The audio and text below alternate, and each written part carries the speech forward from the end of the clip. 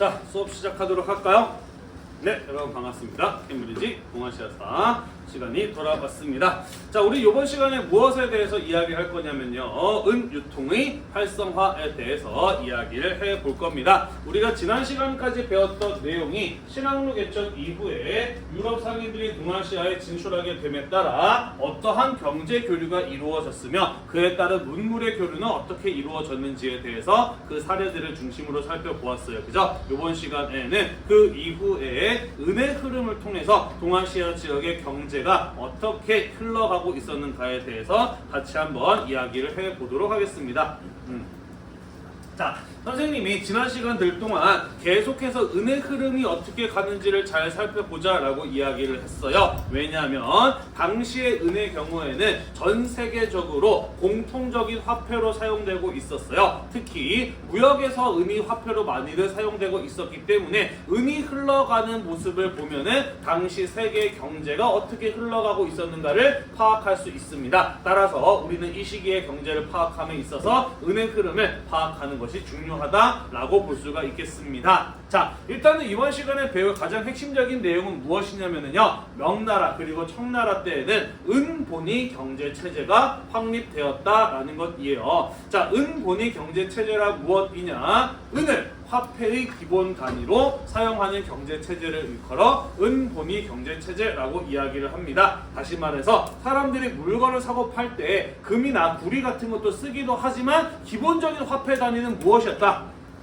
은이었다라는 게 바로 은본위 경제 체제였어요. 자, 그렇다면은 이 명청대 은본위 경제 체제가 확립되기 위한 조건은 무엇이었을까? 그 많은 중국인들이 화폐로 은을 사용하기 위해서는 어떤 기반이 마련되어 있어야 했을까?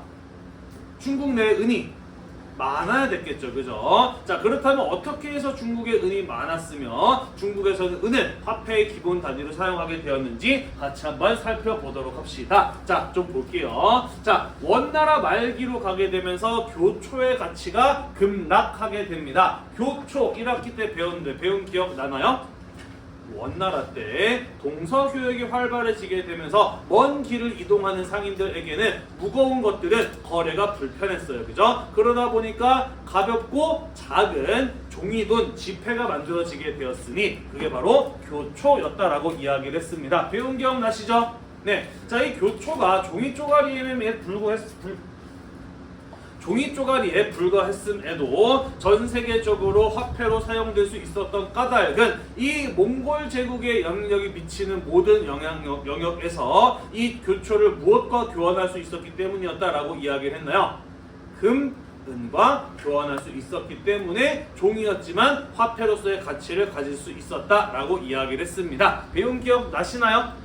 네. 자, 그런데 원나라 말기로 가게 되면서 나라의 돈이 부족해지자 원나라는 교초를 남발, 마구 찍어냈어요. 뭔 소리냐면은 마구 찍어냈다라고 하는 것은 원래 교초란 금과 은의 양만큼 만들어낼 수 있는 돈이었어, 그지? 하지만 남발했다라고 하는 것은 원나라 정부가 가지고 있는 금이나 은의 양보다 많은 금액의 지폐를 만들어냈다라는 것을 의미해요. 이해가 되시죠? 자, 그러다 보니까 교초를 가지고 갔을 때 금, 은이랑 교환이 불가능한 일이 벌어졌을 거예요. 그죠? 자, 그러면서 교초는 금, 은과 교환이 불가능했을 때 뭐에 불과해집니까?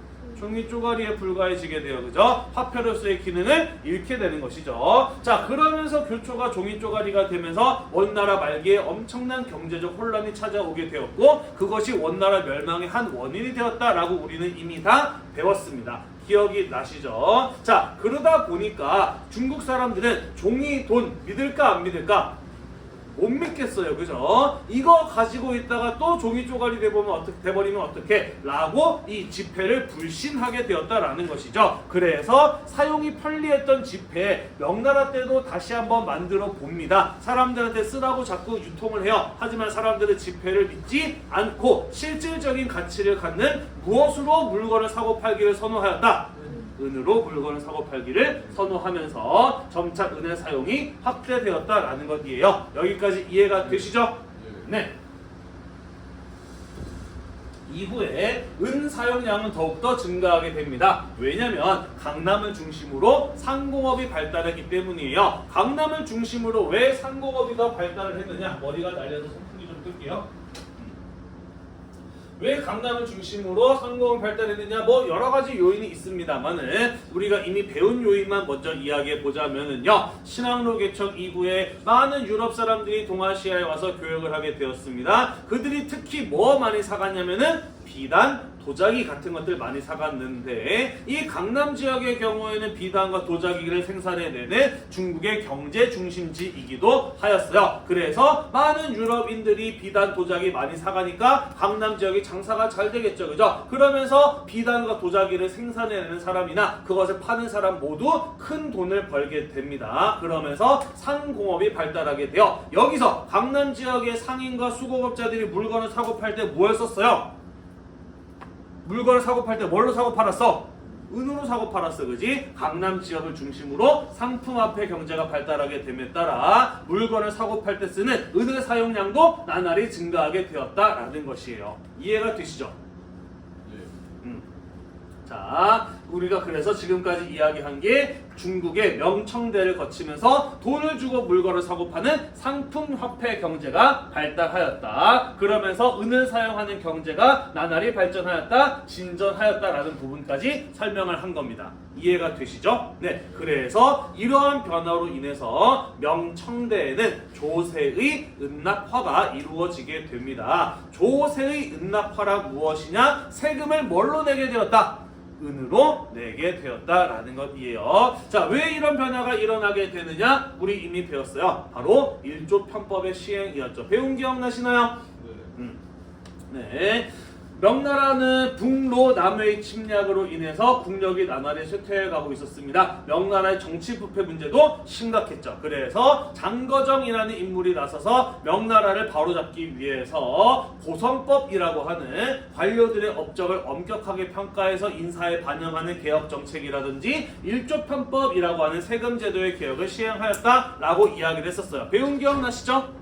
네. 자, 왜 이런 변화가 일어나게 되었느냐? 중국에서 상품화폐 경제가 발달하고 은 경제가 진전이 되면서 세금의 항목과 종류가 증가하였다라고 되어 있어요. 뭔 소리냐면은 경제가 발전하게 되면서 예전 같았으면은 땅에서 농사 짓는 사람들한테 세금 걷는 것만 생각하면 됐는데 이제는 땅에서 농사 짓는 사람들뿐만 아니라 상업, 수공업 할 것 없이 다양한 분야의 사람들이 일을 하고 있어요. 그러면서 그 다양한 분야에서 사람들이 수익을 얻고 있어. 그러다 보니까 정부 입장에서도 그 다양한 분야에서 세금을 매길 필요가 있게 되었다라는 겁니다. 이해가 되나요? 경제가 발전하면서 점점 복잡해지게 되면서 세금을 걷는 것도 복잡해지게 되었다라는 것이에요. 수많은 수익이 발생하는 부분에 세금을 내매기게 되었다라는 것입니다. 이해가 되시나요? 네. 자, 그러다 보니 세금의 종류가 워낙 많다 보니 세금을 내기도 불편하고 세금을 걷기도 불편했어요. 그래서 장거정은 세금 제도를 어떻게 개혁했습니까? 수많은 종류의 세금 항목을 싹 다 통합을 해서 두 개로 만들었어요. 그죠? 어차피 모든 경제적 가치는 땅에서 일하는 성인 남성에 의해서 만들어지는 거 아니냐는 겁니다. 그죠? 그래서 세금을 다 통틀어서 무엇과 무엇으로 정리를 한 거예요? 땅에다 매기는 지세와 성인 남성 한 명당에 매기는 정세로 통합을 한 겁니다. 그죠? 그렇게 세금 제도를 단순화시킴으로써 사람들이 내기도 편하고 정부에서 걷기도 편하게 만들었다라는 거예요. 이해가 되시죠? 그리고 세금은 돈으로 내고 걷는 게 편하다라는 거 잘 알고 있잖아요. 그죠? 그래서 명나라 때 화폐로 사용되었던 무엇을 세금으로 내게 하였다? 은을 세금으로 내게 하였다라는 것이에요. 그래서 1조 편법에 의해서 중국은 조세가 은납화되었다라고 볼 수가 있는 겁니다. 이해가 됐나요? 네, 자 그래서 1조 편법에 의해서 조세가 은납화되었다라는 것이고요. 세금을 은으로 내게 되었다라고 하는 것은 무엇을 의미하는 것이냐? 명나라 정부 역시 이 은이 우리나라의 공식 화폐임을 인정하게 되었다라는 것을 의미하기도 하는 것이에요. 그러면서 모든 중국의 사람들이 은을 세금으로 내게 됨에 따라 은이 중국의 공식 화폐로 자리 잡게 되는 결과로 이어지게 되었다라는 것이에요. 이해가 좀 됐나요? 넘어가도 될까요? 네, 넘어가도록 할게요. 자, 세금을 은으로 내는 것은 청나라 때까지 그대로 이어지게 됩니다. 그리고 청나라 때 세금 제도가 한 번 더 변해요. 지정은제라고 하는 제도가 시행이 됩니다. 자, 지정은제라고 하는 것은 어떤 제도였느냐? 우리가 이제 뒤에 인구 파트에 가서 자세하게 배울 건데요. 명나라, 특히 청나라 때 가게 되면서 중국의 인구는 상당히 빠른 속도로 급격하게 증가하게 됩니다. 왜 중국의 인구가 증가하게 되느냐? 이유는 여러 가지가 있어요. 중국의 청나라 때 강희, 옹정, 걸륭이라고 하는 3명의 훌륭한 황제들을 거치면서 나라가 평화롭고 사람이 죽을 일이 없고 하다 보니까 인구가 나날이 늘어났다는 것도 맞아요. 주변 국가와 임진왜란, 병자호란 같은 이런 충격적인 전쟁이 없다 보니까 사람들이 죽을 일이 없어요. 평화로워요. 그러면서 인구가 증가했던 것도 맞다라는 거예요. 또 한 가지 우리가 지난 시간에 배웠습니다. 신항로 개척 이후에 유럽 상인들에 의해서 아메리카의 작물인 감자, 고구마, 옥수수 같은 구황 작물들이 들어오게 되면서 식량 생산량이 증가하게 됨에 따라 인구도 증가하게 된 거예요. 이해가 되시죠? 자, 그래서 아무튼 명나라, 특히 청나라 때에는 빠른 속도로 인구가 증가하게 되었는데 대단히 긍정적인 현상이지만 이에 따른 부작용이 나타나기 시작을 합니다. 그건 바로 무엇이냐? 사람들의 숫자가 늘어났어. 인구가 늘어났어. 그러면은 그 많은 사람들이 먹고 살 수 있는 수단도 확보가 되어야 될 거 아닙니까? 그죠? 농업 기반 사회였으니까 당연히 사람이 늘어난 만큼 더 많은 뭐가 필요해요? 농사 짓기 위한 가장 기본이 뭐가 필요합니까? 땅이 있어야 될 거 아니에요. 그죠? 자, 그래서 청나라는 땅을 확보하기 위해서 열심히 정복 활동을 하기도 하고요. 개간도 적극적으로 장려합니다만은 문제는 그러한 방법을 통해서 땅을 확보하는 속도가 따라갈 수가 없었어. 무엇의 속도를? 인구 증가 속도를 따라갈 수가 없었던 거예요. 그러다 보니까 태어났는데 먹고 살 수단이 딱히 마련되어 있지 않은 재산이 없는 사람들, 우리는 그런 사람들을 뭐라고 부르느냐? 무산자가 증가하게 되는 것이에요. 먹고 살 수단이 없는 사람들인데 이 사람에게도 여전히 뭘 먹이고 있어? 정세를 매기고 있잖아. 그지? 이 사람들 세금 낼 능력이 돼야 안 돼요? 안 돼요. 그죠? 도망다니는 겁니다. 그렇게 세금의 빵꾸가 나는 거예요. 탈세하는 사람들이 늘어나게 되는 겁니다. 이해가 되시나요? 네. 따라서 청나라 정부는 이 문제를 해결할 필요가 있었기 때문에 새로운 세금 제도를 실시했습니다. 그게 바로 지정은제라고 하는 것이었어요.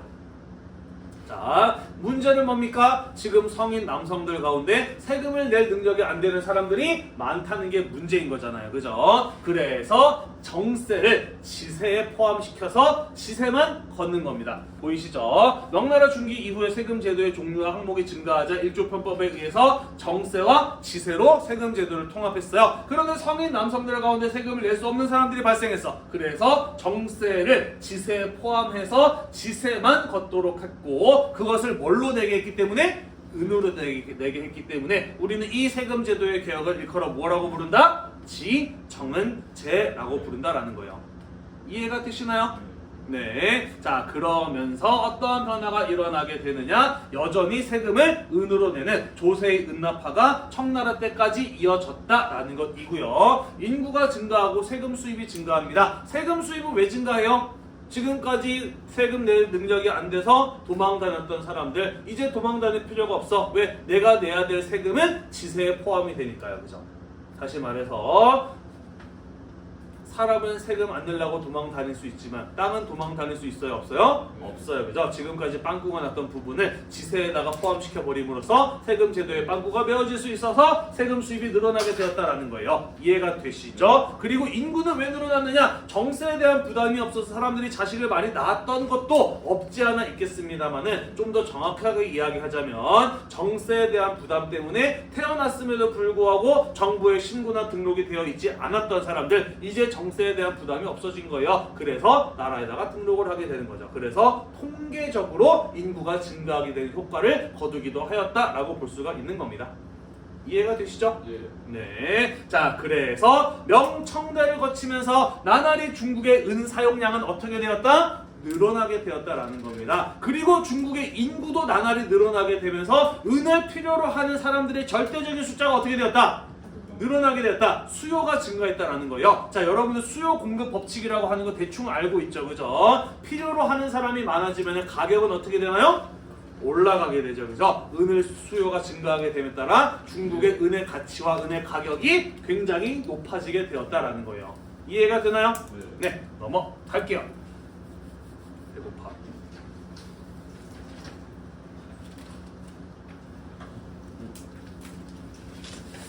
자, 그래서 어떤 일이 벌어지게 되는 것이냐? 우리 이미 배웠습니다. 신항로 개척 이후에 유럽 상인들이 동아시아에 진출하게 됨에 따라 동아시아 국가 간의 무역, 교역이 활발하게 이루어지게 되었어요. 그죠? 자, 이때 사람들은 물건을 사고 팔 때 무엇을 사용했느냐? 은을 사용했습니다. 국제통화란 국가 간의 무역에 사용하는 화폐를 일컬어 국제통화라고 이야기를 하는데, 이 동아시아 지역 세계의 국제통화로, 아니지, 전 세계의 국제통화로 당시는 은이 많이 사용되고 있었다라는 것입니다. 왜냐? 은은 전 세계 어디에서나 생산되는 금속일 뿐만 아니라 금에 비해서 매장량도 많았기 때문에 공통적으로 사용하기에 적합한 특징을 가지고 있었던 겁니다.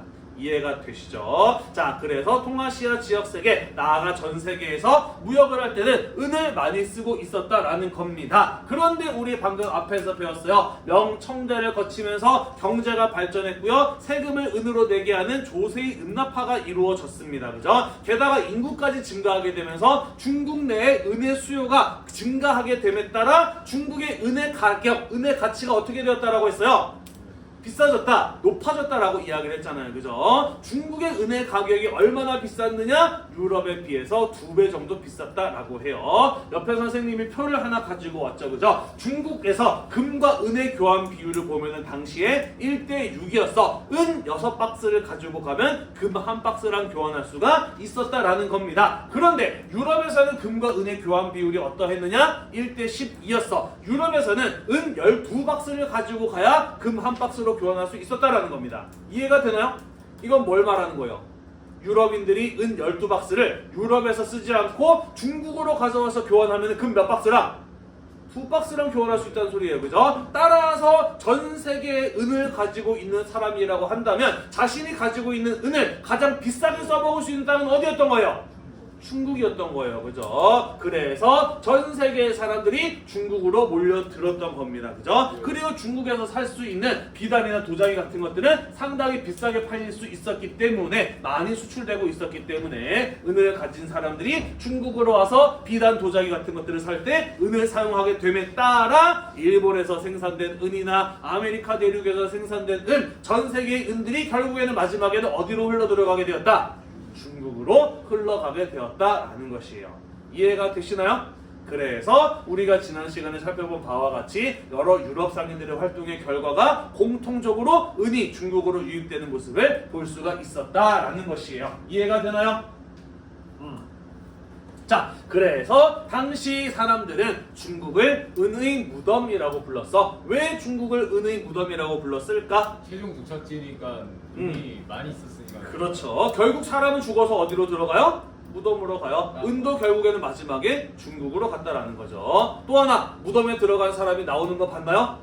못 봤어요. 그죠? 은이 중국으로 들어가면 나오지 않는다라는 의미에서 중국을 은의 무덤이라고도 불렀다라는 것이죠. 이해가 되시죠? 네. 자, 당시 중국인들은 은을 어떤 상태로 만들어서 물건을 사고 파는 데 썼느냐? 은괴, 은 덩어리로 만들어서 사고 파는 데 사용을 하였는데요. 당시 중국 사람들이 만들었던 은 덩어리의 모습이 마치 말의 발굽과도 같았어. 그래서 말 마자에 발굽 제자를 써서 이렇게 생긴 은 덩어리를 가지고 마제은이라고 불렀어요. 이런 거 본 적 있나요? 네, 중국 고전 영화나 아니면은 뭐 사극 드라마 같은 데 보면은 이렇게 생긴 은덩어리 가지고 다니면서 물건을 사고 파는 모습들 본 적 있는지 모르겠어요. 우리가 나중에 또 영화를 통해서 잠깐 볼 건데, 은을 녹인 다음에 위에다가 도장 같은 거를 꾹 눌러 찍어가지고 간단한 글씨 같은 것들을 새긴 형태가 바로 마제은이라고 하는 것이 되겠습니다. 왜 이렇게 만들었는지 정확하게 모르는데요. 아무튼 이런 식으로 물건을 많이 은을 많이 만들어서 물건을 사고 파는데 사용을 하였다라는 것이죠. 다만 딱 정해져 있는 규격이 없었어. 만드는 사람에 따라서 제각각으로 크기도 전부 다 달랐고요. 이 안에 들어가 있는 순수한 은의 함량, 이 순도도 다 제각각이었어. 그러다 보니까 물건을 사고 팔 때 이것의 부피를 재고 무게를 재고 순도를 측정해서 가치를 매긴 다음에 물건을 사고 파는 번거로움이 있었다라는 것이에요. 그에 비해서 유럽 사람들의 경우에는 코인, 은화, 동전이 아니죠. 동전은 고리돈이니까 은화를 만들 때 정확한 규격의 똑같은 순도로 만들어서 사용을 하였어요. 그러다 보니까 물건을 사고 팔 때 편했을까 불편했을까? 편했겠죠, 그죠? 그래서 유럽에서 제작된 은화가 중국에 들어와서 널리 유통되기도 하였다라는 이야기가 되겠습니다. 어렵지 않죠? 넘어가도 될까요? 네, 넘어갈게요.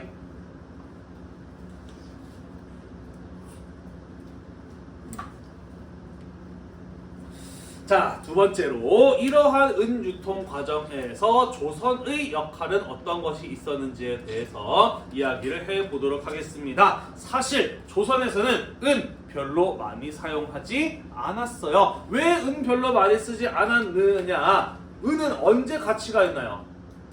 먹을 수 있어요? 입을 수 있어요? 아니에요. 물건을 사고 팔 때 쓰는 게 은이라는 금속입니다. 다시 말해서 조선은 은을 가지고 물건을 사고 파는 상품화폐 경제가 제대로 발달하지 못했어. 상대적인 개념이에요. 중국이나 일본에 비해서는 상품화폐 경제가 별로 발달하지 못했습니다. 왜냐? 물건을 사고 파는 일이 활발하게 이루어지려면 시장이 있어야 되는데, 시장이 만들어지려면 물건을 살 수 있는 구매력이 있는 돈 많은 부자들이 한 군데 모여 살아야 돼. 도시에 살아야 돼. 뿐만 아니라 물건을 운반하기 편하게 교통이 발달해야 됐는데, 조선의 경우에는 구매력이 있는 지배층인 양반들은 주로 도시보다는 자기의 땅이 있는 농촌에 흩어져서 살았고요. 게다가 교통도 발달하지 못한 나라이다 보니까 시장이 형성되기가 어려웠던 거예요. 그래서 조선에서는 상품화폐 경제가 제대로 발전하지 못했다라는 것이고, 어쩌다가 물건이 사고 팔 일이 있으면 먹을 수 있는 쌀이나 입을 수 있는 면포 같은 생산물 화폐로 물건을 사고 팔다 보니 은 쓸 일이 있었다 없었다? 별로 많지 않았다라는 거예요. 그러다 보니까 힘들여 은을 만드는 일도 적극적이지 않았다. 은광 개발도 적극적이지 않았다라는 것이에요. 어느 정도였느냐? 자, 명나라는 은을 화폐로 사용하는 나라입니다. 그래서 조선에게 은을 조공으로 바칠 것을 요구했어요. 하지만 조선 은 많이 쓰는 나라라고 했나요? 아니라고 했나요? 아니었어요. 그죠? 자기들이 쓰지도 않는 은을 명나라에게 조공으로 바치기 위해서 굳이 만들어야 되는 일, 조선에게는 상당히 부담스러운 일이 아닐 수 없었던 것이죠. 자, 그래서 어느 정도였느냐? 명나라한테 거짓말합니다. 우리나라에서는 은이 생산되지 않아요 라고 뻥을 쳐요. 그래서 명나라 쪽에서 어떻게 나오느냐? 뒤져서 나오면 다 내꺼? 이렇게 나와요. 거짓말하지 마. 우리 너네 실제로 조사하러 간다. 그리고 은광 개발되면 어떡할래? 이런 식으로 조선에게 압박을 가해요. 그래서 조선은 어떤 정도였냐면은 혹시라도 명나라에서 와가지고 은광 조사할까봐 기존에 사용되고 있었던 은광마저도 덮어버릴 정도로 은광 개발에 적극적이지 않았던 나라가 바로 이 조선이라는 나라였다라는 것이죠. 왜요? 은을 뺏길까봐. 그렇지. 만약에 은이 있다는 사실을 알게 되면 명나라가 지속적으로 은을 조공으로 바칠 것을 요구할 거 아니야. 그럼 조선의 부담이 클 거잖아, 그렇지? 자, 하지만 조선도 나름 은이 필요하기는 했습니다. 왜냐하면 양반 여성들의 비녀, 반지 같은 장신구를 만들 때 사용되기도 하였고요. 양반들이 조상님에게 제사를 지낼 때 쓰는 숟가락, 젓가락, 밥그릇 이런 것들을 만드는 데에도 은이 사용되기도 하였거든요. 무엇보다도 명나라의 물건을 사오려면 은이 필요했기 때문에 16세기 초에 가게 되면 함경도 단천 지역에 은광이 개발되면서 조선 내의 은 생산량이 점차 증가하게 되었다라는 것이에요. 이해가 되나요? 네. 하지만 이 조선에서 생산된 은, 물론 내부적인 수요도 있었습니다만은 사실은 조선에서 은을 생산하게 된 까닭은 뭐 하기 위함이었다라고 이야기를 했어요.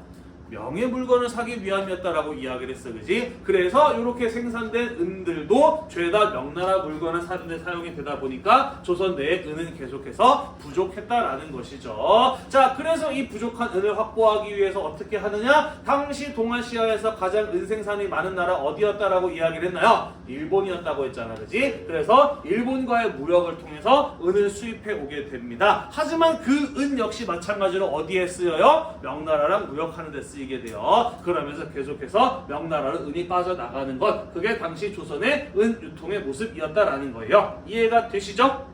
네, 이런 현상은 임진왜란 이후로도 이어지게 됩니다. 자, 임진왜란 때 명나라는 조선을 도와줄 만한 상황이 아니었지만 무리해서 조선을 도와주었다가 이후에 국력이 크게 쇠퇴하게 됩니다. 그죠? 자, 그래서 명나라는 이 과도한 군사비 지출에 대한 부담을 조선에게 메울 것을 요구합니다. 조선에게 공물로, 조공으로 은을 바칠 것을 요구해요. 자, 이번에도 조선은 거부할 수 있나요, 없나요? 없어요. 왜? 명나라 때 임진왜란 때 명나라가 조선을 도와주지 않았다면 조선은 망할 뻔했잖아. 나라를 다시 세워준 은혜, 제조지은을 입었다고 생각을 했잖아. 그러다 보니 이번에 조선은 반드시 명나라에게 조공으로 보낼 은을 확보할 필요가 있었는데, 아까도 이야기했다시피 조선 사람들은 은을 많이 썼어요? 많이 안 썼어요? 많이 쓰지 않았어. 그지? 그래서 그 은을 어디를 통해서 확보하였다? 일본과의 무역을 통해서 확보하였다라는 것이에요. 이해가 되시나요? 네. 자, 그래서 조선의 대표적인 수출품 여러 가지 있습니다만은 우리나라의 인삼은 예나 지금이나 약효가 좋기로 유명합니다. 그래서 조선의 경우에는 비단이나 은 같은 것들을 일본에 팔아요. 그리고 거기에서 은을 확보한 다음에 그 은을 가지고 중국에 가는 겁니다. 그래서 중국에다가 인삼이나 은을 팔고 다시 중국산 비단을 확보하는 거예요. 그럼 그 비단을 가지고 또 어디로 가요? 일본으로 가서 인삼이랑 같이 팔고 확보한 은을 가지고 다시 중국에 가는 이런 형태의 무역이 조선, 중국, 일본 사이에서 이루어지게 되었다라는 것입니다. 이해가 되나요? 네. 그래서 일본에서 생산된 은은 조선을 통해서 명나라로 흘러 들어갔다. 그래서 조선은 중국과 일본 사이에서 은의 유통을 중개하는 역할을 수행하였다라고도 이야기를 하는 거예요. 이해가 되시죠? 네. 조선 인삼은 일본에서 만병통치약으로 굉장히 유명했어요. 일본의 국민문학 작품, 에도시대 때 국민문학 작품에 보면은 어떤 이야기가 나오냐면은 죽을 병에 걸린 사람이 전 재산을 털고 엄청나게 많은 빚을 져서 엄청 비싼 조선 인삼을 사서 먹고 죽을 병에 나았다. 그런데 낫고 난 다음에 돈을 갚지 못해서 빚쟁이에게 쫓기다가 결국에는 자살했다라는 뭐 이런 어떤 이야기가 실려 있다라고도 해요. 그만큼 일본에서는 조선의 은이 비쌌고 수요가 많았다라는 겁니다. 그래서 일본의 에도막부는 조선의 은을 수입하기 위한 전용 은 덩어리 인삼대왕 고은이라고 하는 은괴를 만들 정도였다라고 하거든요. 당시의 은이 인삼과 어떻게 교환되고 있었는지를 잘 보여주는 유물이라고 볼 수가 있습니다. 아, 내가 이것도 일본 가서 사진 찍었는데 여기다 안 넣어놨네. 됐죠? 네. 그런데 나중에 청나라가 정씨 세력을 제압하고 난 이후에 해금령이 해제가 되면서 청나라 상인들이 직접 나가사키에 갈 수 있게 되었잖아요. 그러면서 중국과 일본 사이의 은을 중개하는 조선의 역할은 점차 축소되어 갔다라고 볼 수가 있겠네요. 이해가 되시죠? 네, 넘어가도록 하겠습니다. 자, 마지막으로 일본과 아메리카의 은 유통에 대해서 이야기를 해보도록 할게요. 자, 우리 여러 차례 이야기했습니다만은 동아시아에서 가장 많이 은이 생산되었던 나라는 바로 일본이었다라는 거예요. 그러면 일본은 어쩌다가 그렇게 많은 양의 은을 생산하게 되었느냐? 이것은 일본 역사의 특수한 상황과 맞물려 있습니다. 자, 우리 이미 배웠어요. 일본에는 어떤 시대가 있었냐면은 에도마코 시대 이전에 센고쿠 시대가 있었어요. 어떤 시대였나요? 다이묘라고 하는 지방을 장악한 강력한 무사들이 서로 일본 내의 패권을 장악하기 위해서 치고받고 싸웠던 시대가 바로 센고쿠 시대였다라고 이야기를 했습니다. 그러면서 오다 노부나가, 토쿠가와 이에야스, 도요토미 히데요시 뭐 이런 사람들 얘기했잖아요. 기억나시죠? 네. 이들 다른 다이묘랑 싸워서 이기기 위해서는 강력한 군대를 만들고 유지해야 됩니다. 그러기 위한 비용이 들어가잖아요. 그래서 그 비용을 마련하기 위해서 전국 각지의 일본의 다이묘들의 경우에는 열심히 은광을 개발했다라는 거예요. 이해가 되시죠? 그리고 그렇게 개발된 은광 가운데 엄청나게 많은 은이 쏟아져 나왔던 대표적인 은광이 이와미 은광이라고 하는 것이 있습니다. 뭐 도요토미 히데요시의 주 수입원도 은광 개발이었다라고 해요. 또 이 이와미 은광의 경우에는 워낙 많은 은이 생산이 되어 당시 세계 경제에도 중대한 영향을 미쳤던 은광이거든요. 그래서 오늘날에는 더 이상 은이 생산되지 않지만 그 역사적 가치를 인정받아서 세계 유네스코 문화유산으로 지정되어 있고요. 지금은 관광지로 개방이 되어 있습니다. 나중에 한번 가보고 싶기는 해요. 자, 그런데 이렇게 은광이 활발하게 개발되었던 일본에서 은 생산량이 더 늘어나게 되는 중요한 사건 하나가 일어나게 됩니다. 그건 바로 무엇이냐면 조선에서 연은 분리법이라고 하는 새로운 회취법이 도입이 된 것이에요. 뭔 소리인지 모르겠죠? 하나씩 설명해 볼게요. 자, 회취법이라고 하는 것은 무엇이냐면 자연 상태의 은광석을 가열해서 순수한 상태의 은을 뽑아내는 기술을 가지고 회취법이라고 이야기를 해요. 자연 상태의 은광석은 납을 비롯해서 은과 많은 여러 가지의 광물질들이 함께 결합된 형태로 캐내진단 말이지. 따라서 사람이 필요로 하는 은을 뽑아내려면 은이 아닌 나머지 광물들을 걸러내야 돼. 중국에서는 이 은광석을 가열해서 나머지 불순물들을 걸러내는 방법을 개발했던 겁니다. 그게 바로 회취법이라고 하는 것이었던 것이에요. 이해가 되시나요? 네, 납에 녹는 점이 한 300도 정도고 은에 녹는 점이 한 900도 정도니까 가열하다 보면은 납이 먼저 녹아서 빠져나올 거 아니에요. 그런 식으로 은을 골라내는 방법을 가지고 회취법이라고 이야기를 합니다. 그런데 조선시대 때 연산군 때 함경도 단천 은광에서 일하는 기술자 김감불과 김검동이라고 하는 사람이 이 중국에서 도입된 회취법을 한 단계 더 업그레이드 시켜서 훨씬 더 쉽고 빠르게 많은 양의 은을 생산해낼 수 있는 기술을 개발해낸 거예요. 그게 바로 무엇이냐면 연은 분리법이라고 하는 것이다 라는 겁니다. 이해가 되나요? 네. 이름을 들어보니까 신분이 높은 사람인 것 같아요? 낮은 사람인 것 같아요? 김감불씨, 김검동씨? 낮은 사람까지 딱 들어보기에도 평민들이구나 라는 생각이 들죠. 김감불씨는 평민이었고요. 김검동씨는 노비였다라고요. 아마도 김이라고 하는 성도 굳이 써야 되니까 붙여줬을 거야. 원래는 성도 없는 노비였을 것이고 어쩌다가 이 사람의 이름이 검동으로 기록되었을까? 물론 진짜 이름이 검동일 수도 있지만 아마도 얼굴이 까만 사람 아니었을까? 깜둥아라고 부르는 것을 한자로 써야 되다 보니까 검동이라고 쓰게 되지 않았을까 하고 생각을 합니다.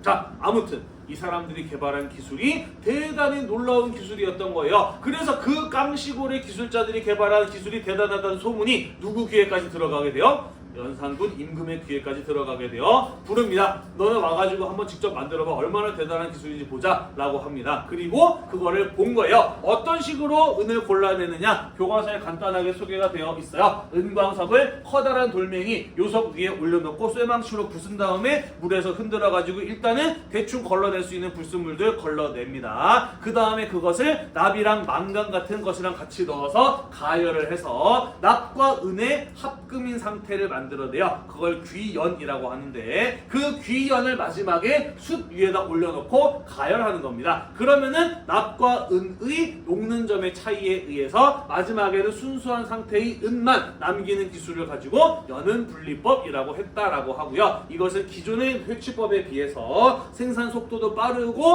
얻을 수 있는 은의 양도 많은 대단히 놀라운 신기술이었다라는 것이죠. 이해가 되나요? 하지만 조선에서는 이 기술의 가치를 제대로 주목하지 못합니다. 왜냐하면 조선에서는 은을 많이 쓰지 않았기 때문이에요. 연산군이니까 임진왜란 이전입니다. 혹시라도 이 기술이 도입되어서 은 생산량이 늘어나게 된다면 명나라가 또다시 은을 조공으로 요구하지 않을까 걱정이 되었던 거예요. 그래서 이 기술을 잘 썼으면 조선이 은광 개발해서 경제 대국으로 성장할 수도 있었겠지만 당시 정치인들의 판단은 그게 아니었던 것이죠. 이 기술 숨겨라, 쓰지 마라 라고 명령을 내리게 되는 것이죠. 그런데 비밀이 새어나가게 되면서 일본의 한 상인이 조선의 놀라운 은광 기술이 놀라운 퇴치법이 있다라는 사실을 듣게 됩니다. 그래서 몰래 조선의 장인을 초빙해 와서 일본에다가 이 연은 분리법을 도입하게 되는 거예요. 이해가 되시나요? 그래서 센고쿠 시대 때 개발되었던 여러 은광들에 이와미 은광 같은 곳에 연은 분리법이라고 하는 신기술까지 더해지게 되면서 일본의 은 생산량은 어떻게 된 거예요? 엄청나게 늘어나게 된 거죠. 그러면서 한때 전 세계에서 유통되는 은의 3분의 1 가량이 일본에서 생산된 은이었을 만큼 일본은 한때 은 생산량의 전성기를 맞이하기도 하였다라는 것이고, 그렇게 생산된 은은 대부분 어디로 흘러 들어갔다? 중국 명나라로 흘러가게 되었다라는 이야기가 되겠습니다. 대충 이해가 되시나요? 별로 어렵지 않죠. 자, 이와미 은광의 사진도 가지고 와봤어요. 언젠가 기회가 되면 한번 가보고 싶긴 합니다. 넘어갈게요. 자, 마지막으로 아메리카가 되겠습니다. 아메리카에서도 어마어마하게 많은 양의 은이 쏟아져 나오게 돼요. 우리 이미 배웠다시피 신항로 개척 이후에 에스파냐 같은 나라가 아메리카 대륙을 식민지화하고 거기에서 많은 원주민들을 노예로 부리면서 은광을 개발하였고, 그 은을 가지고 아시아에 와서 물건을 샀다라고 이야기를 했잖아요. 그죠? 자, 그래서 아메리카에서 생산된 많은 은을 확보한 유럽인들, 그 은을 가지고 아시아의 상품을 더 많이 사고 싶어지는 겁니다. 그들의 구매욕을 자극하게 되는 것이죠. 또한 아메리카에서 많은 양의 은이 생산되었기 때문에 이 은이 전 세계로 유통되면서 국제 통화로 사용될 수도 있었다라는 것이에요. 그리고 그 은을 에스파냐, 포르투갈, 네덜란드 상인에 의해서 결국에는 중국으로 흘러 들어가게 되었음을 우리 앞에서 이미 다 배웠습니다. 그죠? 이런 것들이 바로 은을 중심으로 이루어진 신항로 개척 이후의 동아시아 지역의 무역의 구조, 경제의 흐름이었다라는 것이에요. 대충 이해가 되시나요? 네. 자, 우리 이렇게 해서 신항로 개척과 은유통에 대해서 쭉 한번 살펴보았습니다. 다음 시간부터는요, 새로운 단원으로 넘어가게 되면서 동아시아 지역 내의 인구 변화와 동아시아 지역 내의 인구 변화와 사회 문화적 발전상에 대해서 함께 이야기를 해보도록 하겠습니다. 오늘도 공부하느라고 대단히 고생이 많으셨고요. 이 수업 영상이 여러분들의 공부에 도움이 되셨다면 구독과 좋아요 잊지 말고 눌러주세요. 수고했습니다.